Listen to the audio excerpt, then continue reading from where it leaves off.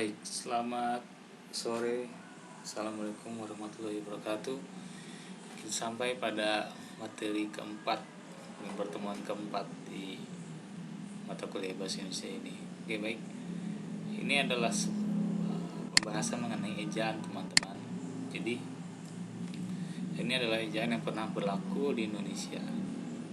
Yakni satu adalah ejaan Van Ophuijsen, ejaan Republik, atau ejaan Swandi, ejaan bahasa Indonesia yang disempurnakan, dan kemudian terakhir adalah pedoman ejaan bahasa Indonesia atau PEB atau PEB singkatan seperti ini. Baik, kita akan coba bahas satu-satu. Yang pertama adalah ejaan Van Ophuijsen. Ciri khasnya adalah mereka terdapat dua huruf dan dibaca satu, seperti dilihat ada logat Melayu dan kemudian ada yang disayang. Y ini dibaca Y, J ini dibaca Y. Kenapa? Karena dalam hal ini huruf Y belum masuk ke Indonesia. Kemudian dua huruf seperti ini, jajan saja, sudut rumah, O dan E dibaca satu huruf, yakni U, seperti itu. Dan kemudian makna, makmur, akal, dan lain-lain ini sebagai pengganti huruf K, seperti ini. Jadi ciri-ciri dari ejaan kolonial atau ejaan Van Ophuijsen adalah seperti ini. Kemudian selanjutnya adalah ejaan Republik atau ejaan Swandi, teman-teman.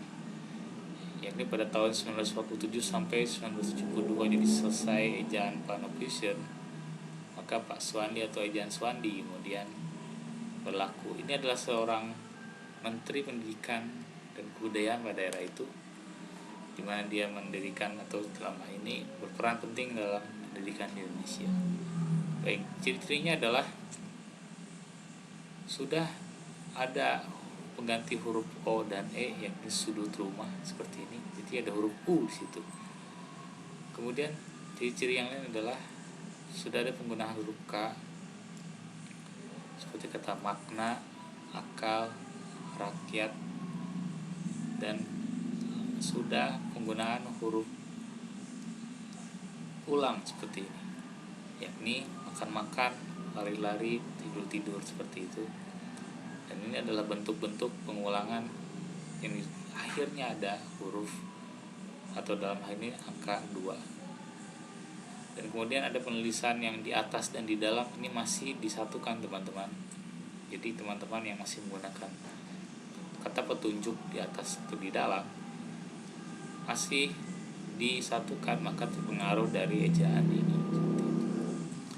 Nah, setelah itu ada ejaan. Nah, ini contoh dari ejaan Swandi.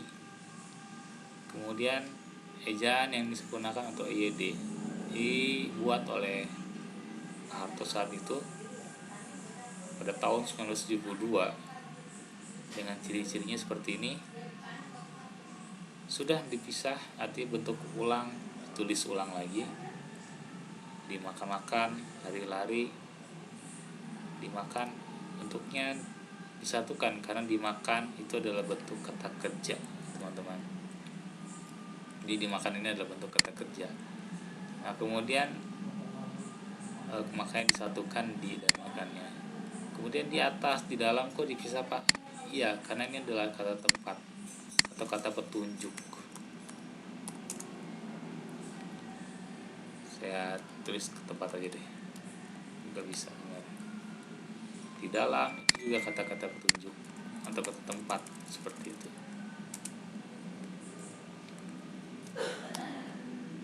Doa, maaf, dakwah itu juga sudah dibentuk seperti ini. Maka dari itu ciri-ciri dari ejaan EYD adalah hampir dalam hal ini penyempurnaan seperti itu. Nah, kemudian pada tahun 2015 oleh Dr. Mustaqim dari Badan Bahasa ini dikeluarkanlah pedoman ejaan bahasa Indonesia seperti itu. Dengan ciri-cirinya seperti apa? Seperti dilihat. Oh, ini perubahan huruf dulu. Jadi perubahan huruf dari Van Ophuijsen, kemudian Republik, EYD. Seperti ciri-cirinya adalah perubahan dari dua huruf menjadi satu, seperti DJ. Nah, ini di Republik juga ada DJ, dan terakhir adalah C. Kemudian kata Y itu muncul pada EYD. Huruf Y itu muncul pada tahun 1960-an. Maka dari itu sebelum 60-an, maka hurufnya ditulis seperti ini, C, seperti ini. Nah, seperti itu. Huruf O dan E dibaca U, maka pada tahun atau ejaan Pak Suwandi atau Republik dibaca U, dan EYD juga. Baik teman-teman, ini adalah fungsi tanda baca, ada dua,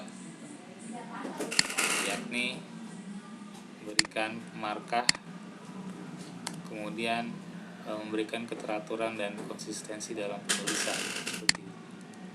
Jadi dalam hal ini memberikan pemarkah artinya adalah penanda,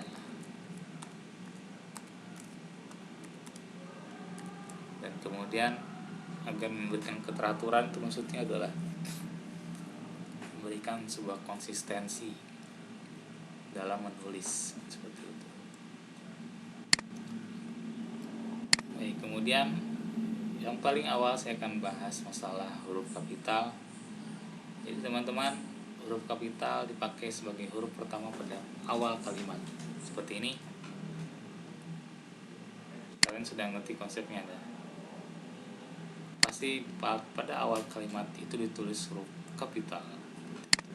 Dan kedua, dipakai sebagai huruf pertama nama orang, seperti misalkan Amir Hamzah, dan kemudian Halim Perdana Kusuma dan Wage Rudolf. Dan ada juga julukan. Kalian pasti tahu setiap julukan, seperti entah Kancil atau siapapun,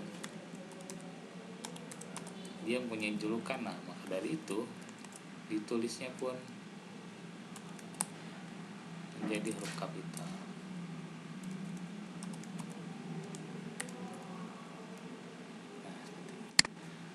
Nah, kemudian apa lagi? Kemudian ada ini tersambung ya, seperti itu.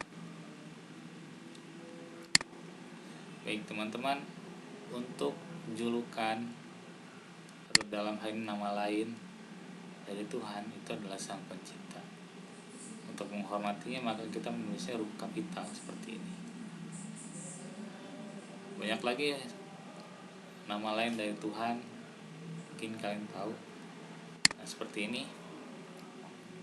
Ini adalah nama lain dari kata Tuhan, artinya Maha Pengasih, sifat-sifatnya seperti itu. Kemudian Maha Pemberi, Penyayang, Pemaaf. Maka ditulisnya seperti ini teman-teman, jika dia kata atau dalam hal ini kata bentuk imbuhan gitu. Nanti kan saya beritahu. Baik, ini julukan. Baik, ini ada julukan dari seorang pemain MMA, yakni Khabib The Eagle Nurmagomedov. Jadi ini adalah julukannya, seperti itu, Sang Elang. Dan juga Conor The Notorious McGregor, artinya The Notorious itu tidak terhentikan juga. Jadi julukan apapun itu ditulis huruf kapital pada awalnya, seperti itu. Nah, kecuali tidak dipakai pada nama satuan atau ukuran, seperti itu. Teman-teman, sini ada nama jenis ikan mujair, ini huruf kecil seperti itu. Kemudian ikan mas,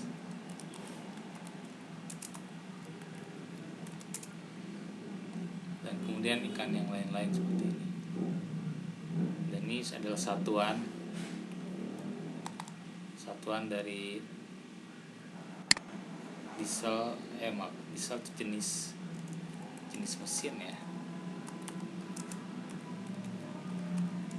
maka ditulis kecil. Kemudian ampere dan volt itu juga ditulis kecil, satuan hambatan, dan ini ada satuan tegangan seperti ini. Kemudian ini pengecualian teman-teman. Dan ada lagi misalkan untuk penulisan seperti bin, binti, dan fan. Tulis kecil kalau untuk nama seperti ini. Kenapa? Karena ini tidak ada hubungannya dengan nama-nama, atau dalam hal ini dengan nama lengkap seperti itu. Bin, binti, dan fan maksudnya adalah anak dari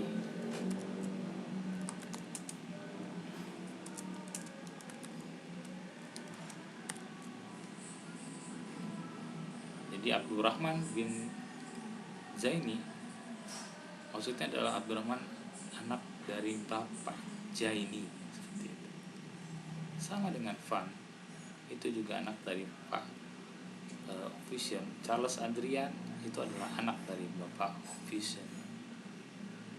Ini adalah contoh, maka dari itu bin, Van, dan binti tidak ditulis kapital walaupun disematkan dengan nama seperti ini. Nah, kemudian huruf kapital juga dipakai untuk kata awal petikan langsung. Dan kemudian huruf kapital juga dipakai untuk nama-nama sebutan Tuhan seperti yang tadi saya sebutkan, yang Maha Pengasih. Nah, seperti ini. Kemudian kitab-kitab dan agama untuk menghormati seperti ini. Teman-teman, Tuhan juga punya nama lain seperti ini, itu hambanya, kemudian hambamu, dan engkau. Jadi diberikan huruf kapital untuk penanda jika dalam hal ini untuk menghormati nama Tuhan itu juga. Saya akan tandai seperti ini.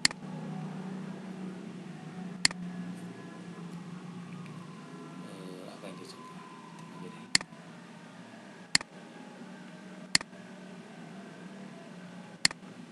Nah, teman-teman, ini adalah nama ganti kata Tuhan.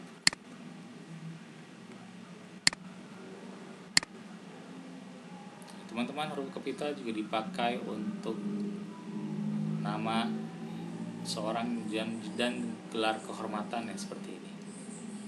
Jadi misalkan Sultan Hasanuddin itu lengkap dengan gelarnya Sultan, dan Mahaputra ini adalah gelar dari pemerintah.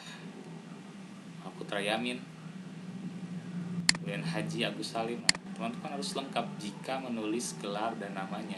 Itu harus huruf kapital. Magister misalkan Irwansyah,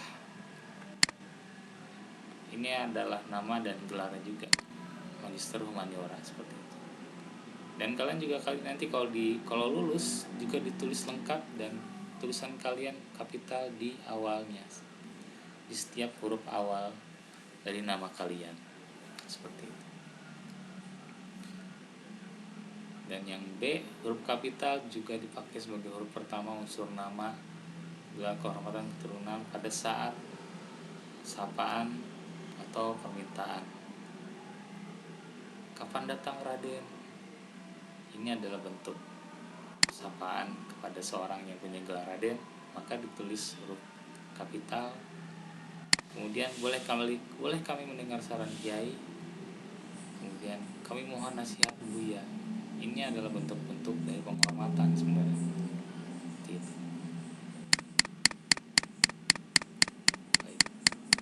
Nah, teman-teman, ini adalah penulisan gelar. Misalkan kalian sudah menulis atau dalam ini bertemu dengan orang yang punya banyak gelar, maka dari itu penulisannya seperti ini. Jadi jangan sampai salah, teman-teman.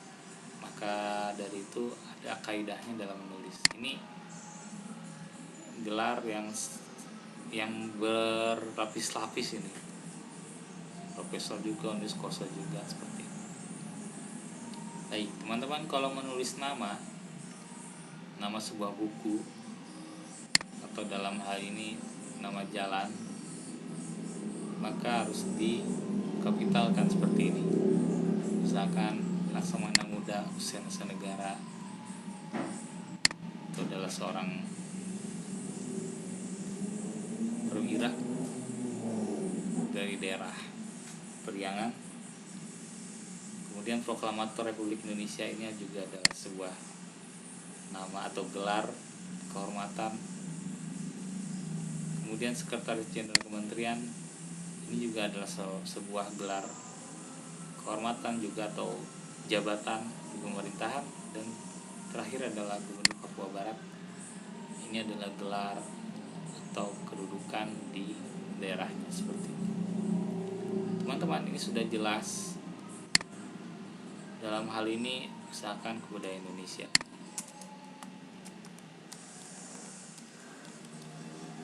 Maka dari itu sudah jelaslah siapa apa dalam hal ini gelar dari daerah mana, dari Indonesia misalkan, atau gubernur dari mana, maka Gubernur Papua Barat seperti itu. Seperti ini adalah pengecualian. Pak Presiden sedang berjalan mengelilingi desa Sukaraya. Teman-teman, Presiden di sini apakah dijelaskan negaranya? Tidak. Dalam hal ini maka ditulis kecil saja karena tidak ada keterangan dalam hal ini.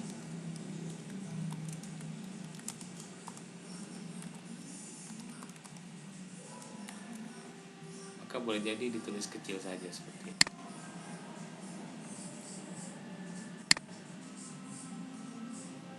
Ya, seperti itu.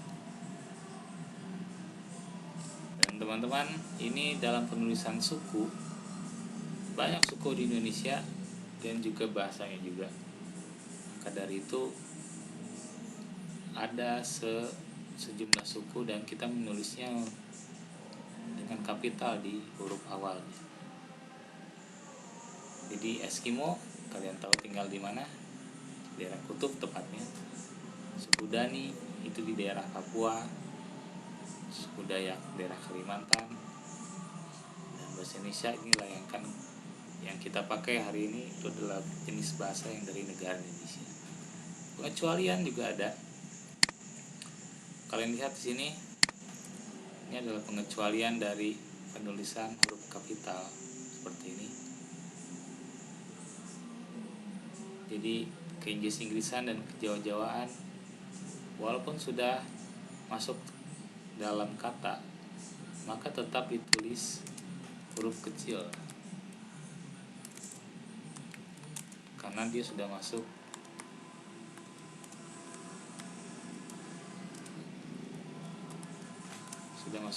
kepada imbuhan.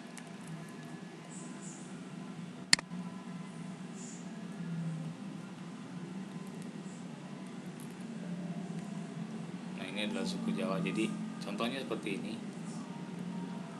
Jadi sekitar dalam hal ini suku, penulisan suku itu mesti huruf kapital, dan kemudian daerah juga mesti kapital di awalnya seperti itu.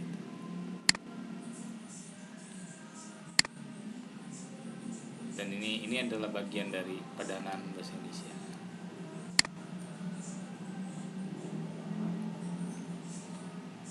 Baik, sampai di sini saya kira cukup.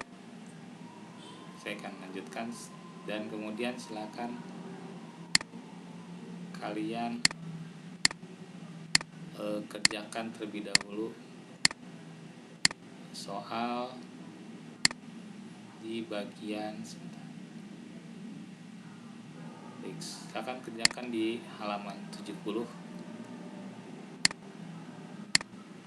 Jadi ini adalah dua soal yang berbeda. Jadi yang satu untuk nomor ganjil,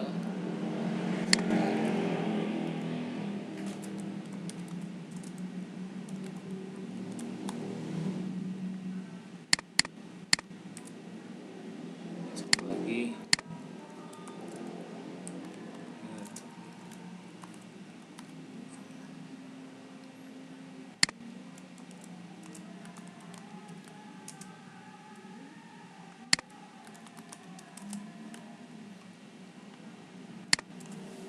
silakan kerjakan di PowerPoint yang terpisah, dan kemudian kumpulkan sebagai absen kalian hari ini.